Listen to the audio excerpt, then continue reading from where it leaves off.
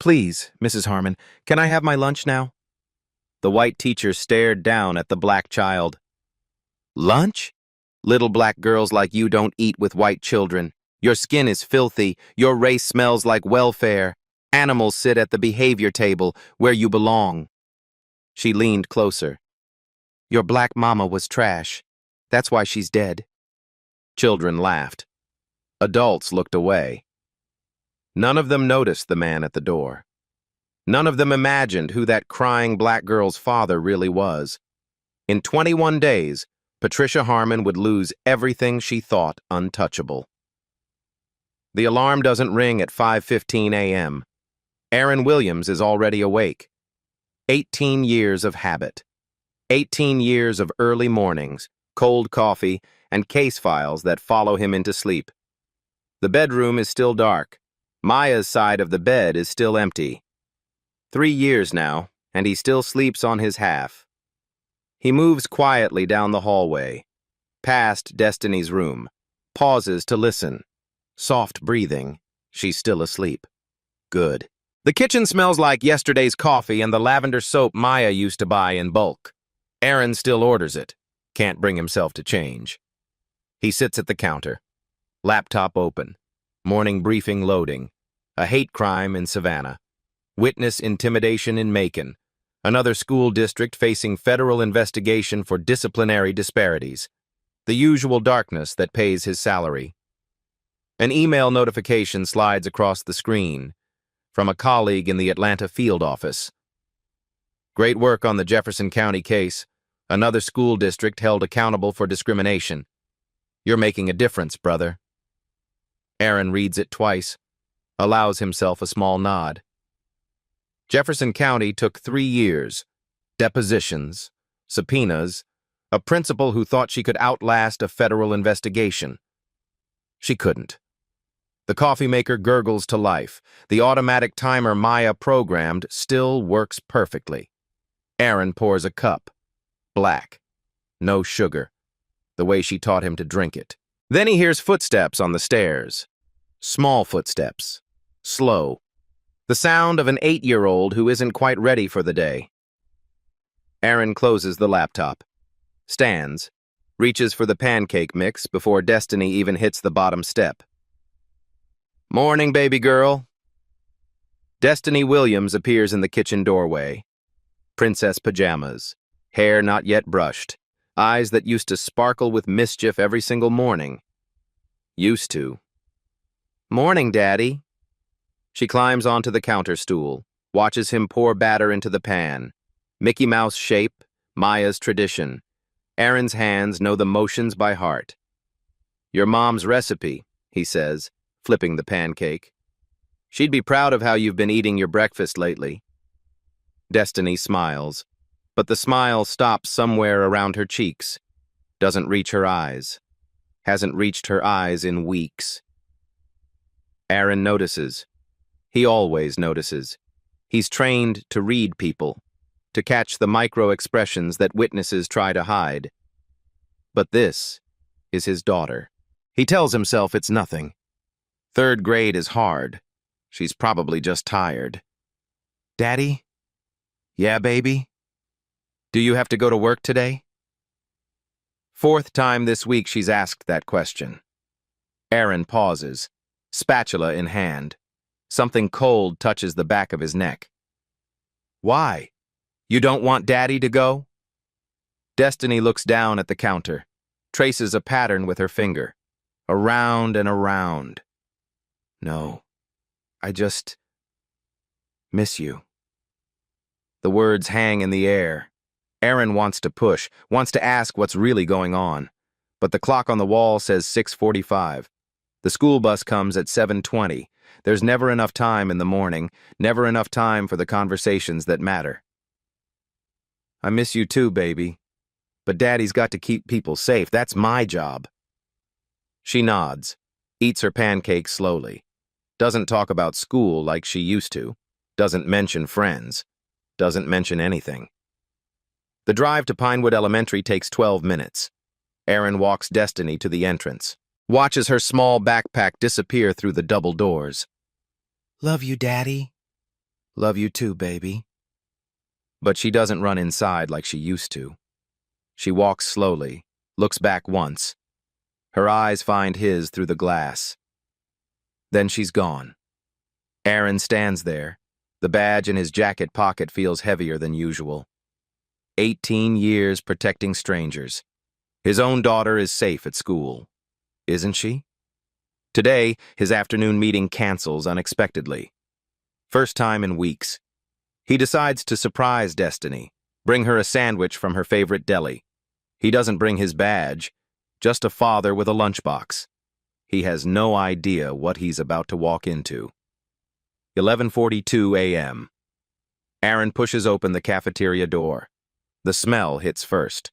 Tuesday pizza, industrial cheese, chocolate milk. The particular sweetness of 200 juice boxes opened at once. Then the sound, laughter, chatter, forks scraping plastic trays. The controlled chaos of elementary school lunch period. 200 kids fill the long tables, trays clattering, voices bouncing off cinder block walls, fluorescent lights humming overhead. Normal. Completely normal. Aaron scans the room.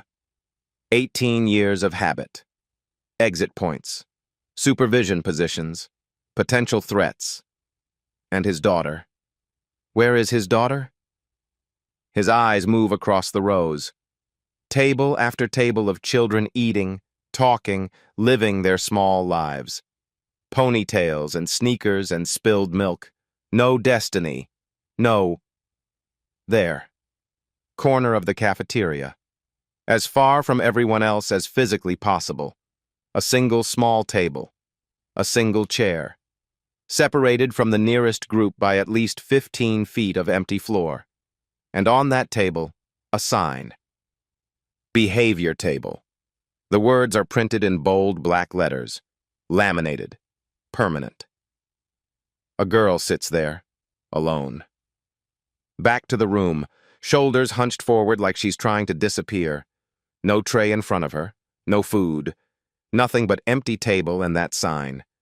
Aaron recognizes the braids, the purple backpack hanging on the chair, the small shoulders that shake sometimes when she's trying not to cry.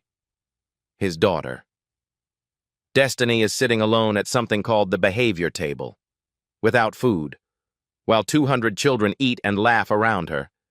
He starts walking, then stops. A woman stands beside the table, middle-aged, beige cardigan, reading glasses pushed up on her forehead, the particular posture of someone who believes they're in charge. She's leaning down, saying something to Destiny. Aaron moves closer, slowly. The investigator in him takes over. Listen first. Understand before you act. He gets close enough to hear. The woman's voice is low, sharp, precise, each word delivered like a small knife finding its target. You've been sitting here 30 minutes, maybe another 10, maybe the whole lunch period. You'll learn. Destiny's voice, small, trembling. A voice Aaron barely recognizes.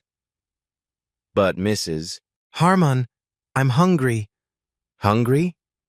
The woman, Harmon, straightens slightly, then leans closer.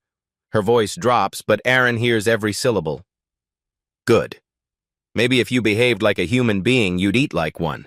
But you don't. Girls like you behave like animals, so you eat last, or not at all. Girls like you. Aaron's hands close into fists. His heart rate doesn't change. It never does. 18 years of training. 18 years of controlling the rage that comes with seeing injustice. But this is different. This is his daughter. This is his baby girl.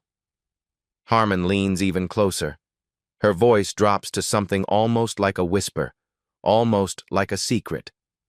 But Aaron hears everything. Your mama should have taught you better. Oh, wait. She's not around to teach you anything anymore, is she? Silence. The cafeteria noise continues. 200 children unaware. But at this small table in the corner, time has stopped. Destiny's shoulders begin to shake. A single tear falls onto the empty table. Then another. She doesn't make a sound. Harmon stands straight, smiles.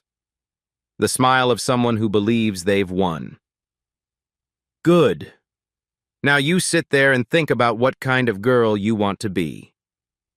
Harmon turns and sees Aaron. 1 second, 2 seconds, 3 seconds. The color drains from her face. Can I help you, sir? Aaron walks forward, each step deliberate, controlled. 18 years of interrogations, murderers, racists, the absolute worst humanity offers, and never, not once, has he had to work this hard to keep his voice level. That's my daughter. Harmon blinks. Her mouth opens, closes. Oh, she was being disruptive. This is how we... She hasn't eaten. Aaron's voice is quiet, steady. A scalpel, not a hammer. She's been sitting here 30 minutes. You called her an animal, and you mentioned her dead mother. Silence. Aaron steps past Harmon, kneels beside Destiny. Hey, baby girl, Daddy's here. Destiny looks up, eyes red, lip trembling. Daddy? She said I'm bad. Aaron pulls her close, feels her small body shake. You're not bad. You've never been bad. You hear me? Never. He looks up at Harmon. Says nothing. Doesn't need to. Patricia Harmon just made the biggest mistake of her 18-year career. She just doesn't know it yet. Same day. 1:30 p.m. Aaron drives Destiny home in silence. She sits in the back seat, doesn't speak, stares out the window at nothing. He calls his mother-in-law, Maya's mother, asks her to come over, doesn't explain why, can't find the words yet. Daddy has to take care of something. Destiny nods, doesn't ask questions. That silence frightens Aaron more than anything Harmon said. He drives back to Pinewood Elementary, parks in the visitor lot, signs in at the front desk. Name, Aaron Williams. Relation, father. No title, no agency, just a parent. The principal's office sits at the end of a long hallway. His shoes squeak on the waxed linoleum. Inspirational posters line the walls. Dream big. Be kind. Everyone belongs here. Aaron reads that last one twice. Feels something cold settle in his chest. The secretary looks up from her computer. Glasses on a chain. The particular smile of someone trained to manage difficult parents. Do you have an appointment? No, but I'm not leaving until I see Mr. Greer. She makes a phone call, speaks quietly, hangs up. He's in meetings all afternoon. It might be a while. I'll wait. 45 minutes. Aaron sits in a plastic chair designed for someone half his size. Watches parents come and go. Watches teachers walk past without making eye contact. Notes the poster directly across from him. Diversity is our strength. The irony lands like a punch. Finally, the secretary's phone rings. She nods toward the door. Mr. Greer will see you now. Donald Greer's office is exactly what Aaron expected. Glass walls, framed commendations, a mahogany desk designed to intimidate parents into submission, the smell of leather chairs and ambition. The man himself is mid-50s, silver hair, blue tie, the practiced smile of someone who's learned to look trustworthy. Mr. Williams, please sit down. How can I help you today? Aaron sits. Doesn't return the smile. Presents the facts like he's briefing a supervisor. Calm, detailed, no emotion. The behavior table. 30 minutes without food. Behave like an animal. The comment about Destiny's dead mother.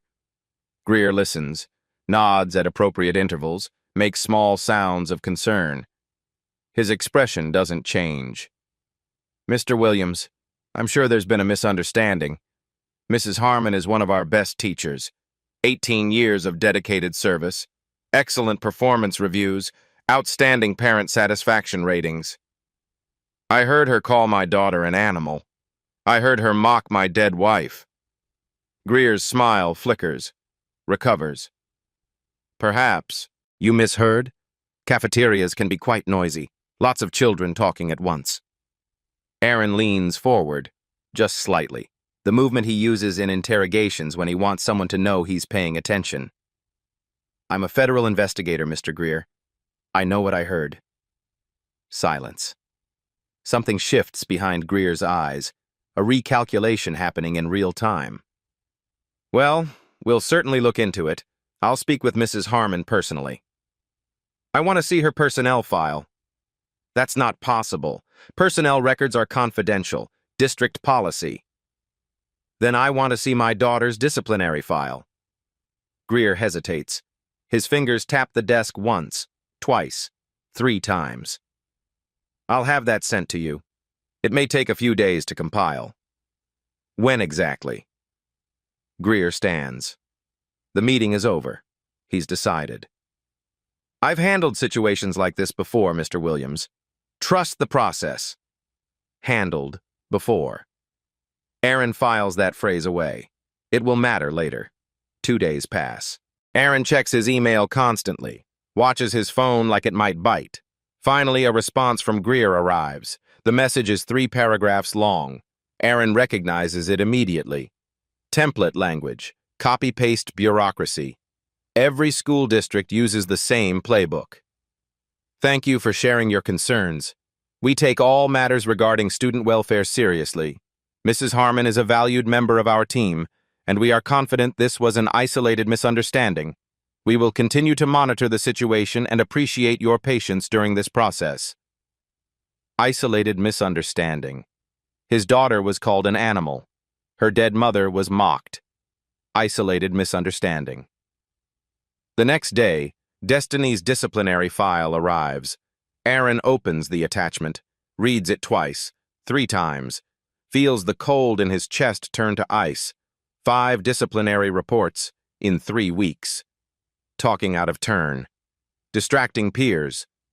Failure to follow instructions. Inappropriate behavior during class. Defiance. No specific dates, no witnesses listed, no detailed context, just vague accusations in official language, just words on paper that look like evidence. Before this school year, Destiny had never received a single disciplinary report. 2 years at Pinewood. Perfect record. Perfect kid. Now, suddenly, 5 violations in 21 days. Aaron has seen this before. Fabricated documentation. Paper trails built after the fact to justify abuse. Cover your actions by creating evidence that the victim deserved it. Classic predator behavior. He knows exactly what he's looking at. The question is, what does he do about it? He could make 1 phone call, flash his badge, turn this into a federal matter. Watch Greer's practiced smile disappear. Watch Harmon realize exactly who she was dealing with. But that would be abuse of authority. Using his position for personal matters.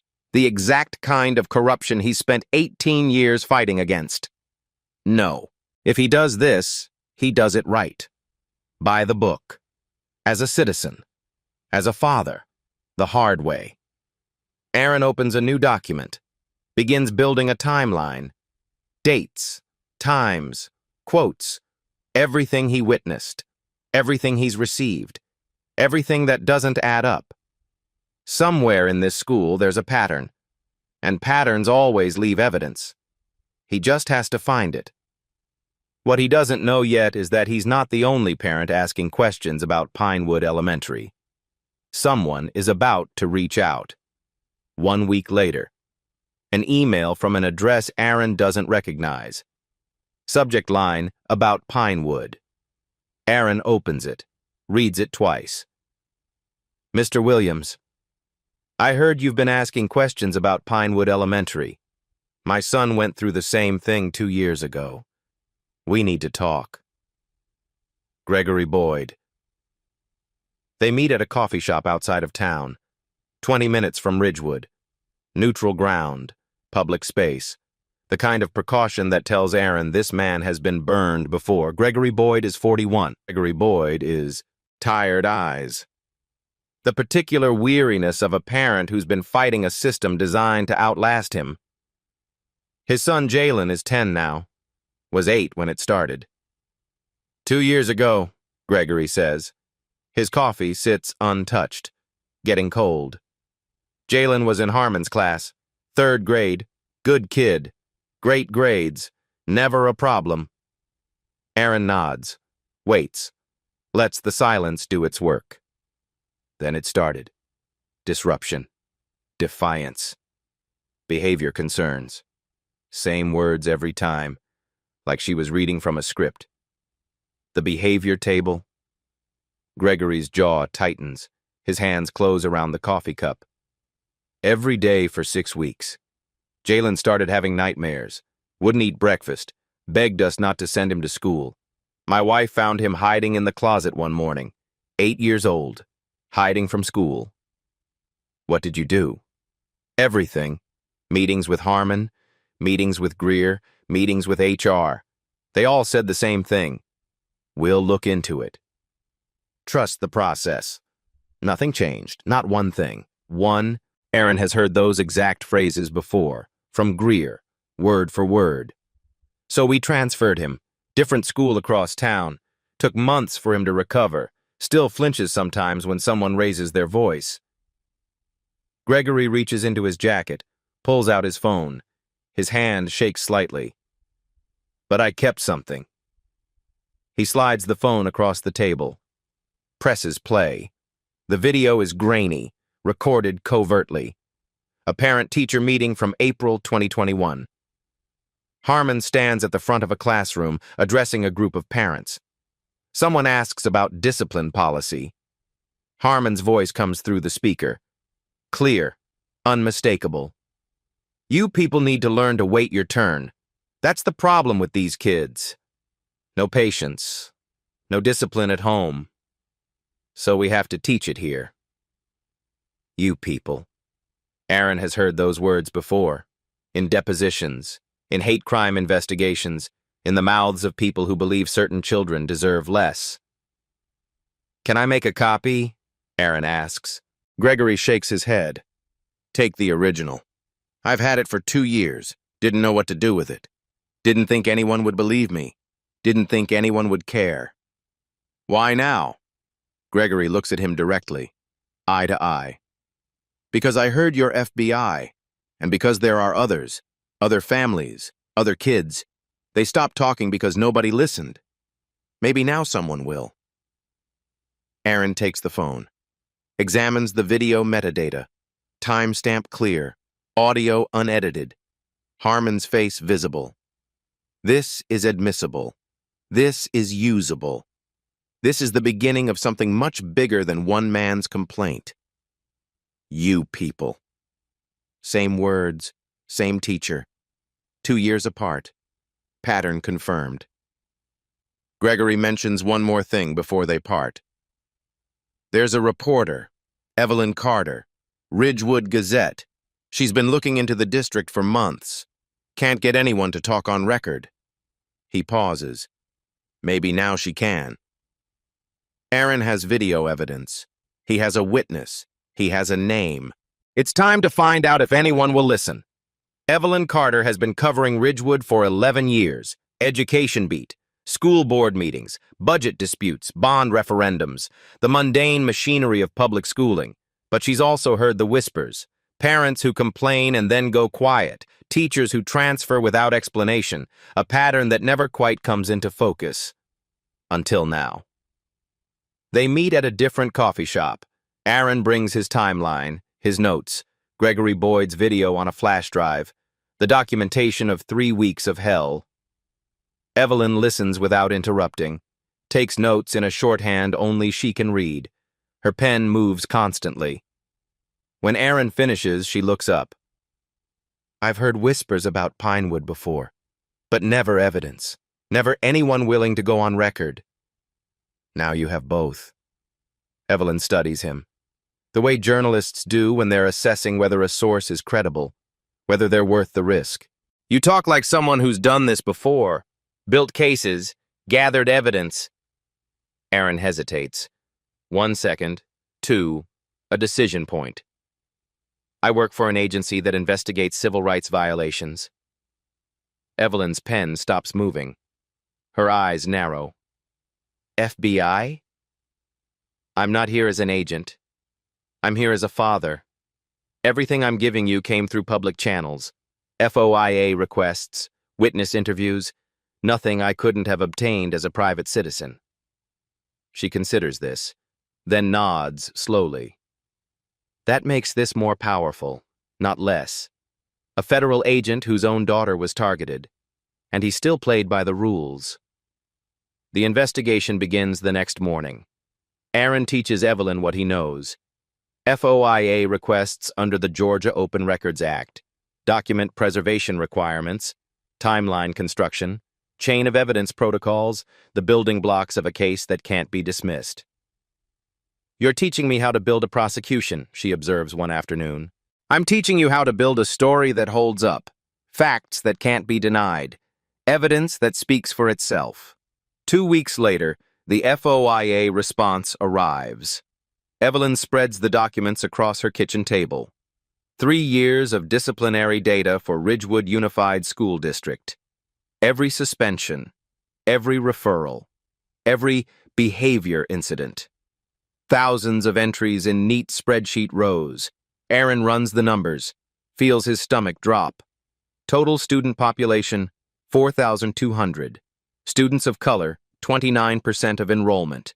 Students of color receiving disciplinary action, 72% of all discipline cases. He reads the figure again, checks his math. The number doesn't change. This isn't just Pinewood, Aaron says quietly. This is the entire district.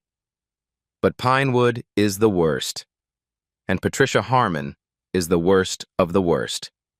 District average for disciplinary actions against students of color, 15% of classroom populations annually.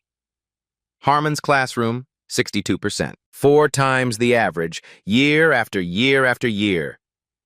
Re-engagement number 1. What you're about to hear next made national headlines. But first, there's something the school district tried very hard to hide. The next piece arrives from an unexpected source. An IT employee at the district office. Anonymous. Nervous. Willing to share exactly one thing before disappearing back into the bureaucracy. An email. Internal correspondence. Patricia Harmon to Donald Greer. March 2023. Donald, I know you said to document everything carefully. I am. These kids behave like animals half the time. Someone has to teach them their place. Their parents certainly won't. Behave like animals. There it is again. Written down. Preserved in the district's own servers. Sent to the principal who was supposed to be supervising her. Not a slip of the tongue. Not a moment of frustration. This is how Patricia Harmon thinks. This is who she is. Evelyn reads the email 3 times. Her face goes pale. She put it in writing. She actually put it in writing. People who believe they're untouchable always do, Aaron says. They never think anyone will look. More witnesses emerge. Word spreads through the community. A father is asking questions. A reporter is listening. For the first time in years, someone might actually care. Sandra Cole contacts Evelyn through the newspaper's tip line. Her voice shakes on the phone. Her daughter Mia was in Harmon's class in 2021. Same year as Jalen Boyd. Same pattern. Same behavior table. Same vague disciplinary reports appearing out of nowhere. Same requests to trust the process. Sandra complained to Greer. Met with Linda Thornton in HR. Received the same response everyone else received. We'll look into it. Trust the process. We appreciate your patience. Nothing changed. Mia transferred schools, started over. Sandra never heard another word from the district. No follow-up, no resolution. Just silence. I thought it was just us, Sandra says during her interview with Evelyn. I thought maybe Mia really was the problem. Maybe I was being too sensitive. That's what they made me believe. Aaron recognizes the pattern: isolation, self-doubt, the victim blaming themselves, classic institutional abuse. How many? Evelyn asks Aaron after Sandra's interview concludes. How many kids went through this? Aaron counts.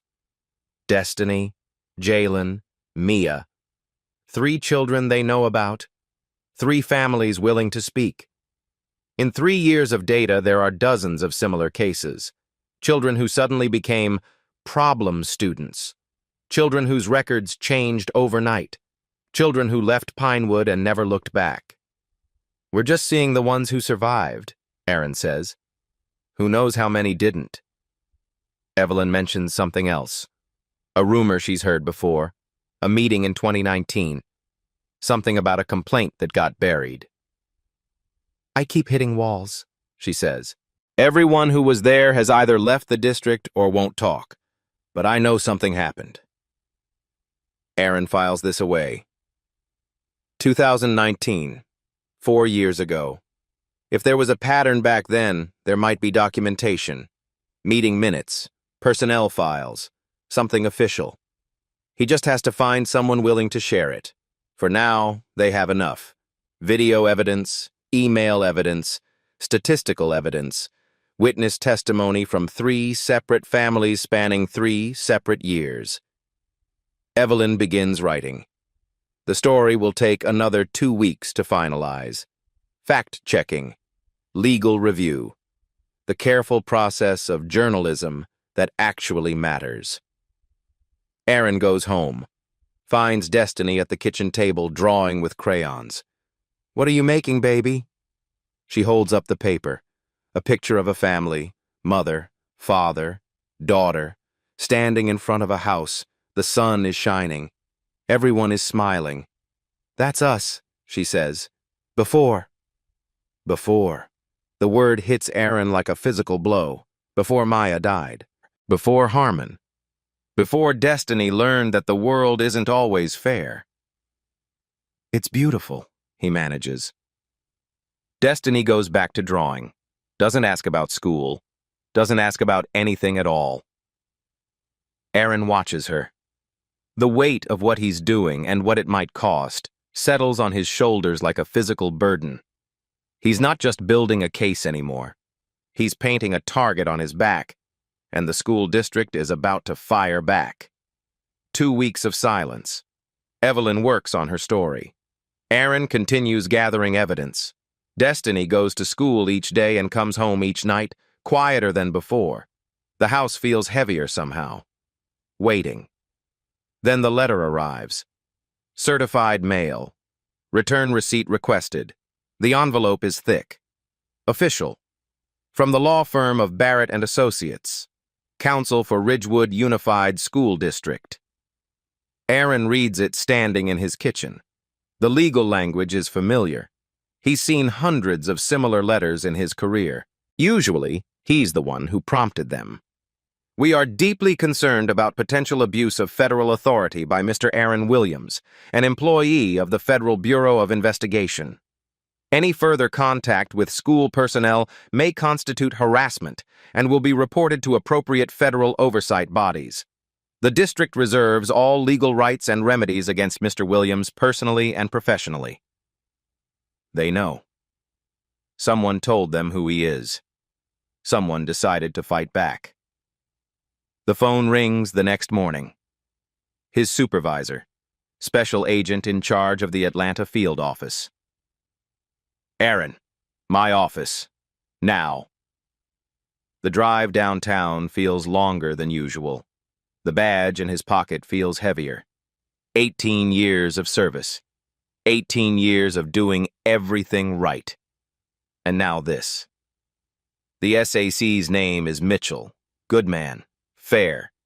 They've worked together for 6 years, closed cases together, built trust. I got a call, Mitchell says. His office door is closed, blinds drawn. This is off the record. From a school district's attorney. They're alleging you used your federal position to intimidate school staff. Aaron keeps his voice level, the way he's trained himself over 18 years. I never identified myself as FBI, never showed my badge, never made any threat, implicit or explicit. I attended meetings as a parent, requested public records through official channels. Nothing more. Mitchell nods. He's seen the type of people who abuse their authority. Aaron isn't one of them. I believe you, but this needs to stay clean. Completely clean. Any hint of impropriety and internal affairs opens a file. You know how this works. Aaron knows. 18 years of knowing. You pulled FOIA data, Mitchell continues, through public channels, all above board. I've reviewed it. Yes, sir. Mitchell leans back. Off the record now, speaking as a colleague, not a supervisor. If even half of what's in that data is true, that school has a serious problem.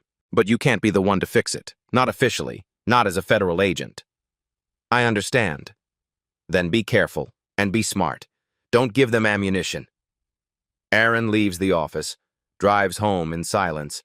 The radio stays off. That evening, his phone rings. Gregory Boyd. They found out I talked to you. Gregory's voice is tight, controlled, the voice of a man who's scared. My wife got a call from someone claiming to be a concerned parent. Said if we get involved in whatever you're doing, they'll sue us for defamation, bankrupt us. Aaron closes his eyes, feels the walls closing in. I'm sorry, Greg. I never wanted. I know. I know you didn't. A pause, heavy breathing. But my wife is pregnant, due in 3 months. I can't risk our family's future on a lawsuit we can't afford to fight. I understand. The video's yours. Do what you need to do. But I can't testify. I can't be publicly connected to whatever comes next. I'm sorry. The line goes dead. Aaron sits in the dark. His most important witness just disappeared. The one person who could corroborate the pattern from 2 years ago. Gone. At school, things change. Destiny reports that Mrs. Harmon is really nice now. No more behavior table. No more comments. The performance of a teacher who knows she's being watched. But there's something else. The other kids don't talk to me anymore, Daddy. They say I got Mrs. Harmon in trouble. They say I'm a snitch. Social isolation, a different kind of punishment, one that doesn't leave a paper trail. The district releases a public statement the following day. Evelyn sends it to Aaron with a single word. Wow. The Ridgewood Unified School District is aware of allegations made by a parent. We are also aware that this parent may have attempted to leverage his federal position improperly. We are reviewing all aspects of this situation and remain committed to the well-being of all students. Right of reply, the district's statement represents their official position on the matter at that time. They declined requests for additional comment. Leverage his federal position. They're not defending Harmon. They're attacking Aaron, making him the story instead of the abuse. Evelyn calls that night. They're trying to flip the narrative, make you the villain, distract from what actually happened. I know. We need to move faster before they bury this completely. Aaron agrees, but he also knows the truth. One wrong move and he loses everything. Not just this case. His job, his pension, his ability to protect anyone ever again. 18 years of service. Gone. But Destiny is asleep down the hall, 8 years old, believes her father can fix anything. He won't let her down. Midnight. The house is quiet. Aaron sits in his home office. Single lamp burning. Everything else dark. The badge sits on the desk in front of him. Gold and silver. Weight he's carried for 18 years. He picks it up, turns it over in his hands, feels the edges. The familiar contours. 18 years. Hundreds of cases. Thousands of hours fighting for people who couldn't fight for themselves. nights away from home, missed birthdays, missed anniversaries, all of it leading to this moment. And now he might lose it all. Because a teacher called his daughter an animal. Because a principal chose to protect that teacher. Because a system decided one man's career was more dangerous than one child's suffering. The photograph sits next to the lamp.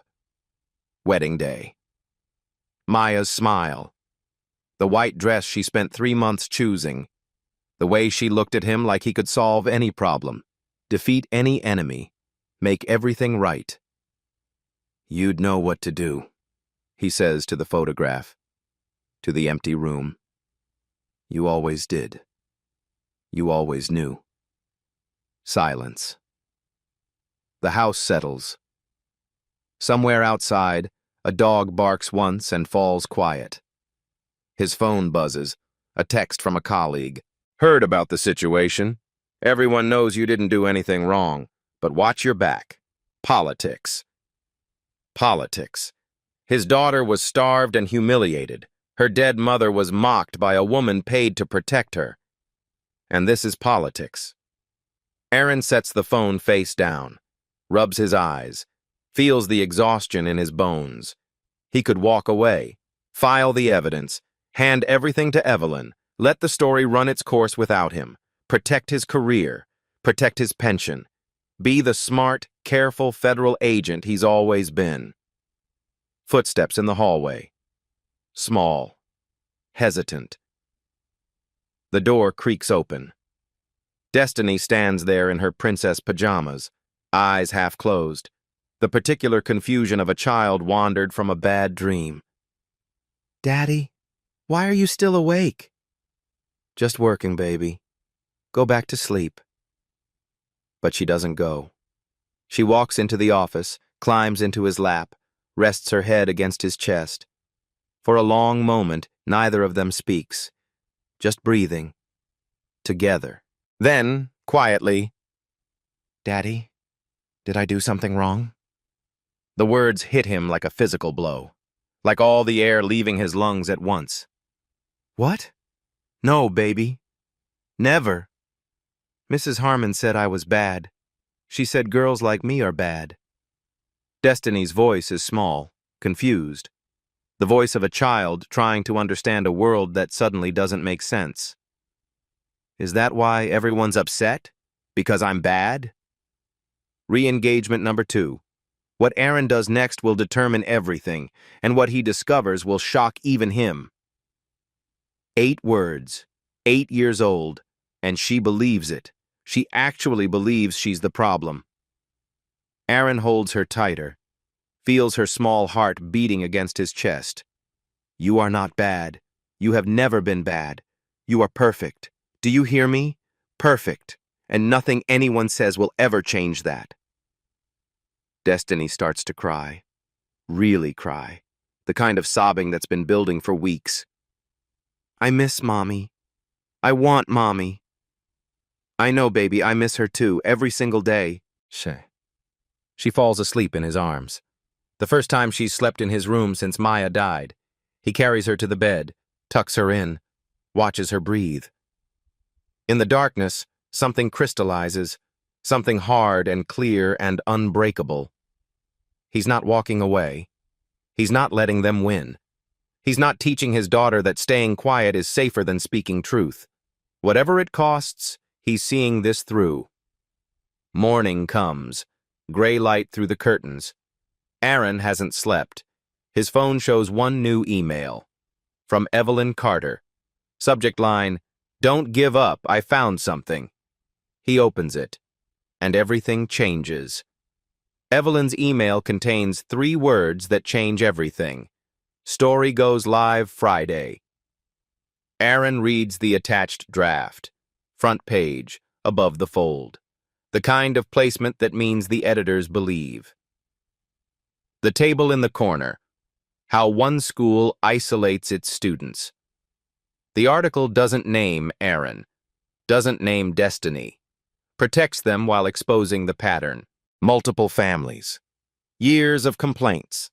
A system designed to silence anyone who speaks up. The data is all there. FOIA numbers, redacted emails, quotes from parents who asked to remain anonymous for fear of retaliation. It publishes Friday morning at 6 a.m. By noon, it has 40,000 shares. By evening, local news picks it up. Then state news. Then a mention on a national education podcast. The story spreads the way stories do when they touch something true. Something people recognize in their own lives. Within 48 hours, a Facebook group appears. Ridgewood Parents for Accountability. 200 members the first day, 500 by the end of the week. Parents who thought they were alone discovering they never were. Aaron is invited to join. He accepts. Reads the posts late at night, parent after parent, story after story. Children who changed overnight.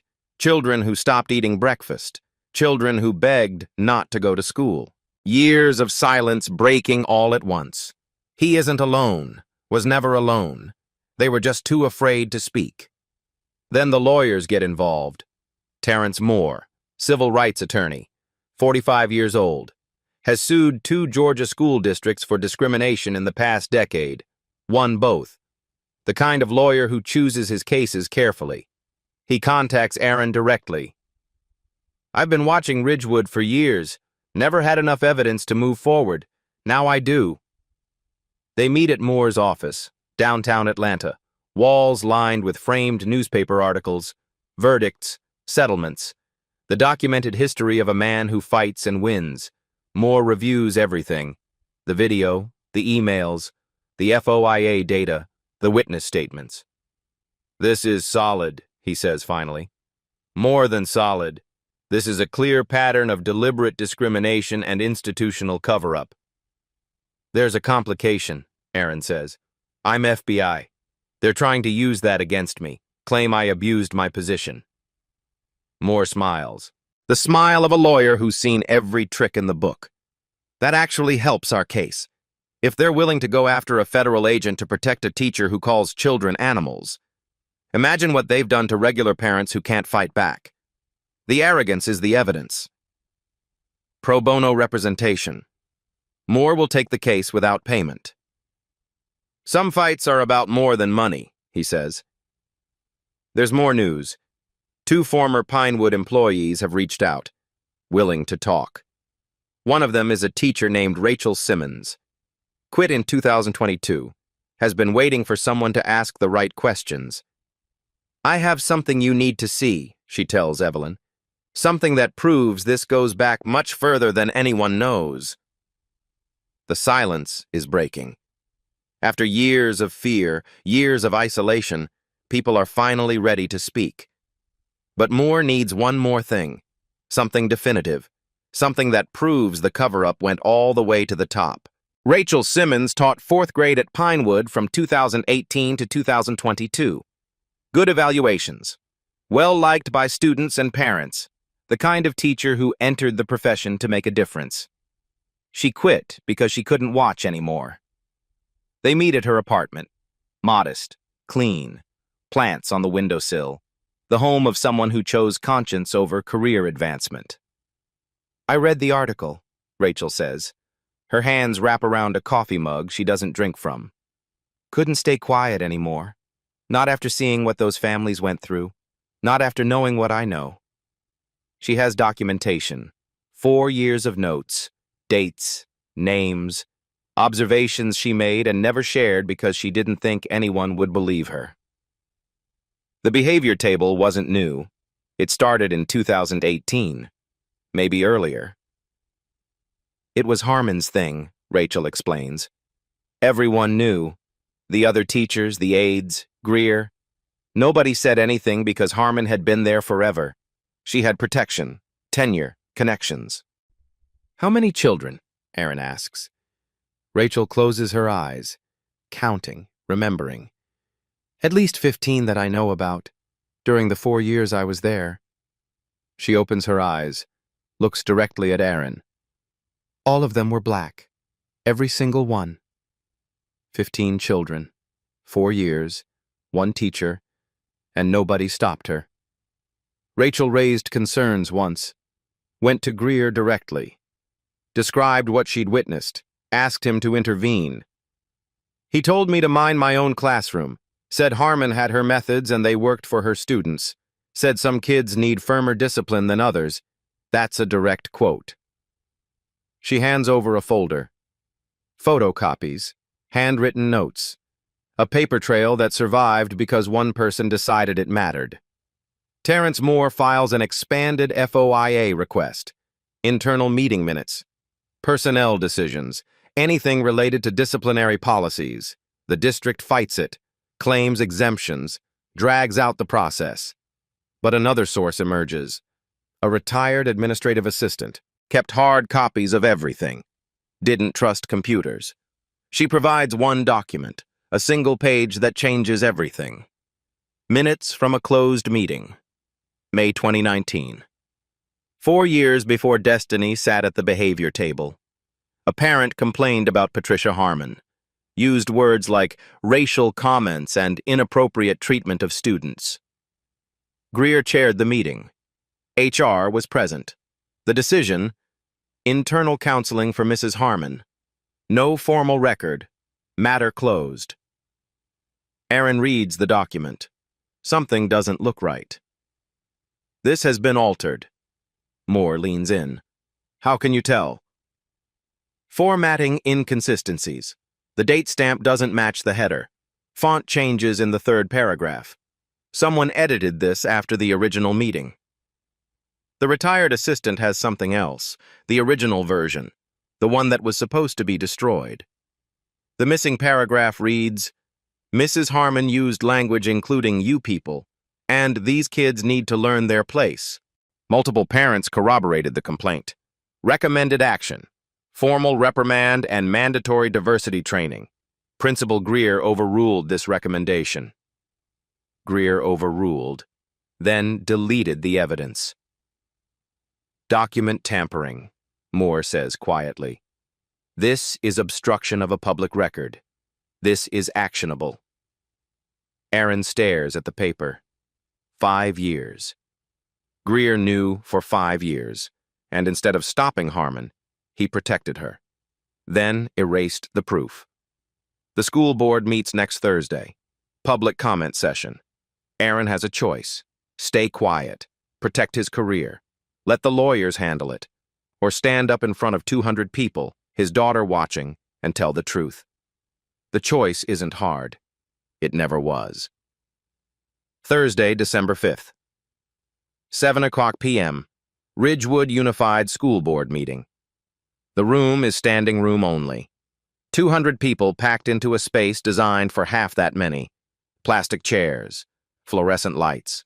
The particular tension of a community that knows something is about to break. News cameras line the back wall. 3 local stations, one from Atlanta. Evelyn's second article dropped this morning. 5 years of silence, the documents Ridgewood tried to hide. Aaron signs up for public comment. Name: Aaron Williams. Occupation: blank. Just a parent. Just a citizen. When his name is called, the room goes quiet. 200 people holding their breath. He walks to the microphone. Steady. Calm. Destiny sits in the front row with her grandmother, 8 years old, watching her father. Aaron looks at his daughter, then at the board. 5 faces behind a long table. Helen Foster, the chair, watches him carefully. My name is Aaron Williams. I'm Destiny's father. That's the only title that matters tonight. He presents the timeline, the behavior table, the 30 minutes without food, the words, behave like an animal, the comment about his daughter's dead mother. He presents the video, the emails, the FOIA data, the altered meeting minutes from 2019. My daughter sat at something called a behavior table. For 3 weeks. Alone. Hungry. She was told she behaved like an animal. She was mocked about her dead mother. She is 8 years old. Silence. Absolute silence. The hum of fluorescent lights. I've spent 18 years investigating institutions that fail the people they're supposed to protect. I never thought I'd have to investigate my daughter's school. Patricia Harmon sits in the back row, stone-faced, a lawyer beside her whispering. Right of reply. Attorney for Mrs. Harmon read a prepared statement. Mrs. Harmon categorically denies these allegations. She exercises her right to remain silent pending any investigation. Donald Greer is absent. Personal reasons. Other parents speak. Sandra Cole, 3 more families from the Facebook group. Gregory Boyd sends a written statement read aloud by Terrence Moore. His voice is there even if he couldn't be. Rachel Simmons takes the microphone. Former teacher, 4 years of witness. I saw it happen to at least 15 children. I reported it to administration. Nothing changed. I quit because I couldn't watch anymore. 90 minutes of testimony, 90 minutes of truth. Helen Foster speaks last. Her voice is steady, measured. Given the seriousness of these allegations, the evidence of potential document alteration, and the number of families affected, I am calling for an independent investigation by an outside firm, effective immediately. The room explodes. Applause, tears, strangers hugging. Aaron doesn't move. He looks at Destiny.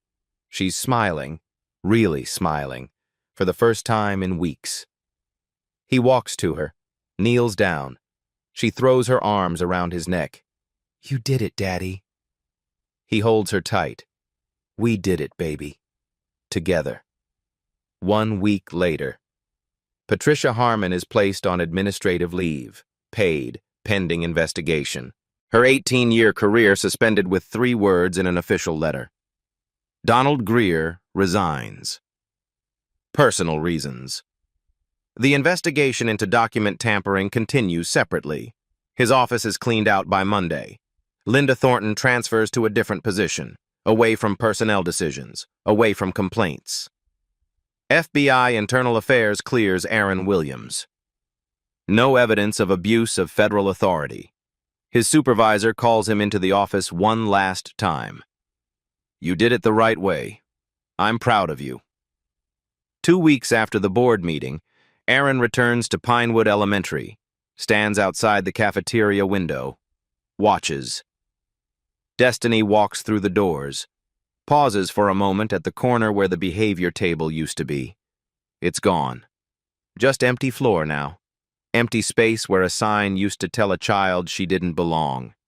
She keeps walking. Toward the middle of the room.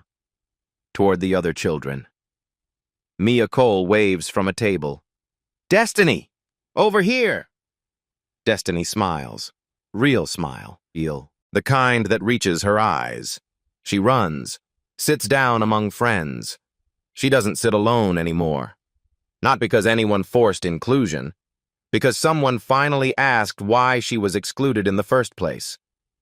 Aaron watches through the glass. His eyes are wet. But these are different tears. The investigation is ongoing. The fight isn't over. Patterns this deep don't disappear overnight. But today, one little girl sits with her friends. And that's where change begins. She was never the problem.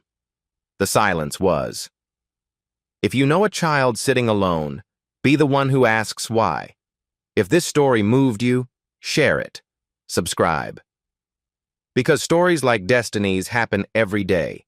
They need to be told. They need to be heard.